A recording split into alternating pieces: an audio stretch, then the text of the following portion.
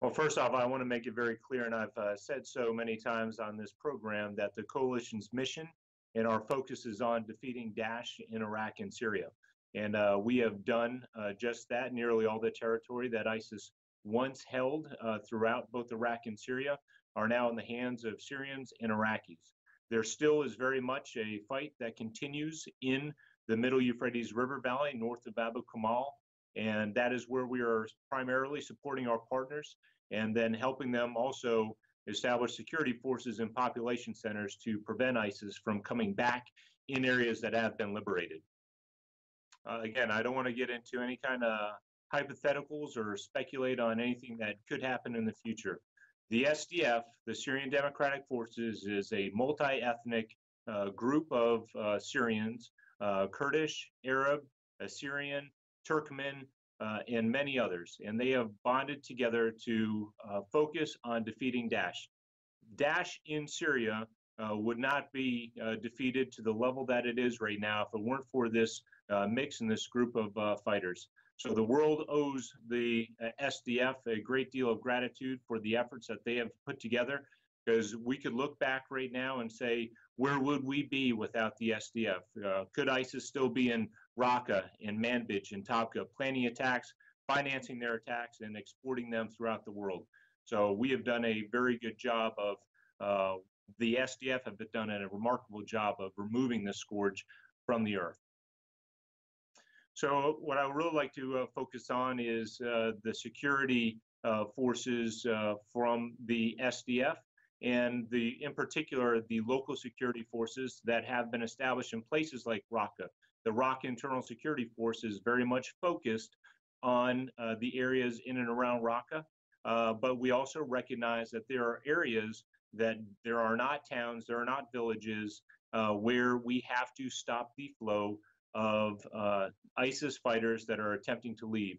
And several have been caught, and they have attempted to leave Syria through the border in Iraq and Syria and north and into Turkey and further on to Europe. So we are addressing this challenge by helping the SDF identify a force that can provide security in these open spaces. What I will say is that the coalition has always supported our Syrian Democratic Forces in their efforts to defeat Daesh. We have had to support them in providing lethal capabilities against aggressors against them. And that's not to say that we could do it again if necessary. But our focus, I just have to hammer it through and be very, very clear on it, is that we are fighting Daesh. We're going after Daesh. We're not allowing them to come back up. Our foot is on their neck, and we're not going to let up, and we're not going to let them regroup, reorganize, and reestablish themselves. And the areas that have been liberated of ISIS, we are supporting the SDF to establish and maintain security in these areas. We have coalition troops that are patrolling areas in vicinity of Manbij, and they will continue to conduct these patrols to keep Daesh from resurging in these areas, and we'll support our partners as such. We will remain in Syria until the political process and the peace process takes traction. That is come from our administration and our leadership. So we will continue to do exactly what we said we're going to do, is remove ISIS throughout Iraq and Syria. In Syria, that is about 2% of the remaining territory that exists around the Middle Euphrates River Valley. But then we will also make sure that there are adequate security forces that are there to prevent any kind of resurgence of ISIS in liberated areas. And that's something that the coalition has been extremely proud of, in that both our partners in Iraq and in Syria, none of the territory that they've taken from ISIS has been retaken after the fact. That cannot be said in other parts of the country in Syria, where ISIS was defeated, and then they were able to come back and retake villages from the Syrian regime backed by Russia. It does still continue, but I also want to highlight that the fight against Daesh in Iraq is not complete. Daesh no longer holds territory, but they still very much remain a threat, and they remain a threat throughout Iraq. And so the coalition is working with government of Iraq and Iraqi security forces to address those threats, just as we've seen, unfortunately, with the most recent attacks in Baghdad. And ISIS did claim responsibility for those.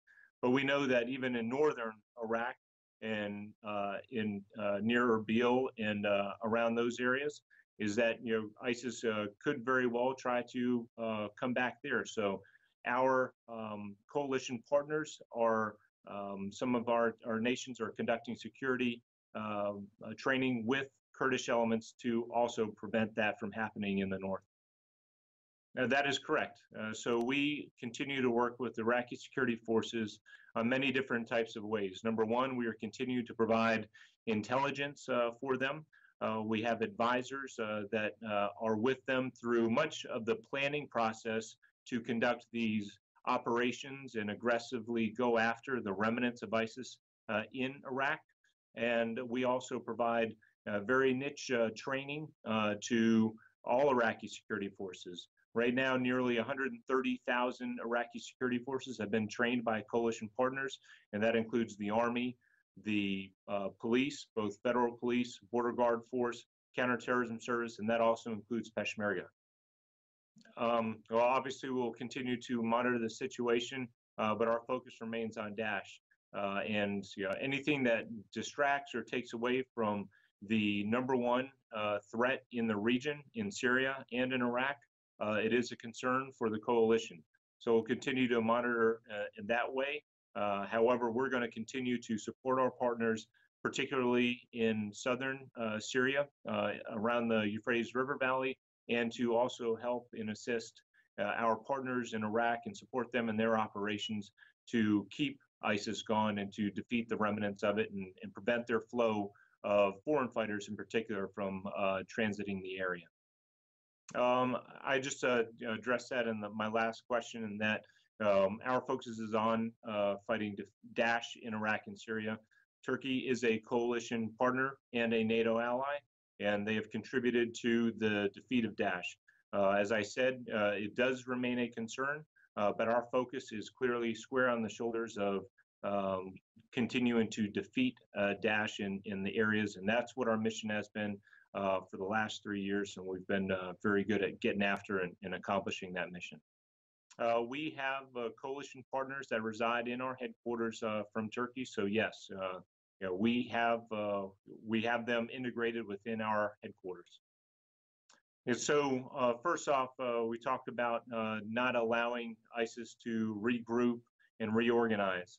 We know that there are ISIS remnants that remain in Iraq. But they are largely on the run, and they're on the run because you have aggressive operations that are underway by the Iraqi security forces, all facets and all elements of Iraqi security forces to, one, chase down these remaining remnants, but also to reduce and take away the ability for these attacks to happen. And that is largely by identifying these explosives, the mortars, the things that can be used, the material to be used to conduct these attacks. In and around the Tel Afar area, just west of Mosul, 45 tons of the 55 tons of explosives that have been found throughout several operations in Nineveh have been reduced and taken away, so they cannot be used further. So those are some of the ways that we are helping and assisting Iraqi security forces, again, above and beyond the intelligence that we are providing, both from drones and from other means of intelligence as well. We don't, and we know that there have been several claims that Baghdadi has been killed over the course of the last several years. We do not have proof of that, so we are going to continue to assume that he is alive. And our professionals who are very good continue to look for him. And if we do find him, I'm sure that we would dispatch the right elements, and that is through the Iraqi security forces or the SDF in particular, to go after him. But the one thing is certain is that the so-called caliphate is not getting stronger. It is crumbled, and there's very little that he can do to bring that back. Iraqis and Syrians, the Syrian Democratic Forces, are maintaining the pressure and momentum to keep the caliphate, crumbled, and will continue to hunt down the remaining ISIS fighters throughout the area. Well, that's very much a discussion that happens at a much higher and political levels, but I know that those are happening. I know that we, as a coalition, and our leaders, the military leaders, have had discussions and have worked with our counterparts to identify what is the right structure and what is the right blend of coalition as we look forward into the future. I know that that is, and we will tailor our forces appropriately to address that. And I'm also certain that as we do make any of these changes or tailor these, we will come out publicly and say so. We work through the Iraqi security forces, and there are some elements within the Iraqi security forces that we can work with, and others that we cannot work with. But the thing is that right now, the type of effort and the type of assistance that we are providing the Iraqi security forces is not what it was, quite frankly, as we looked at the major combat operations.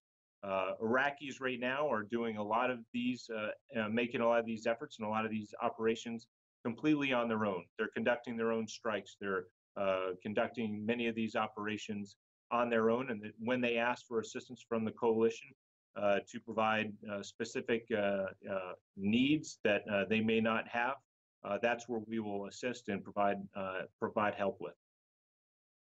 That is clearly an Iraqi issue, and that is not something for the coalition unless we are asked to assist in this manner. But our focus is on continuing to work with really the training aspects in areas throughout Iraq to help assist and professionalize the Iraqi security forces, who will continue to get better and better every single day. So what I can say is I've seen that same report, and that report takes into account all of the allegations, and allegations are exactly that. They are not, they are just allegations. The coalition goes through every single one of those allegations, and we put forth an effort to make an assessment.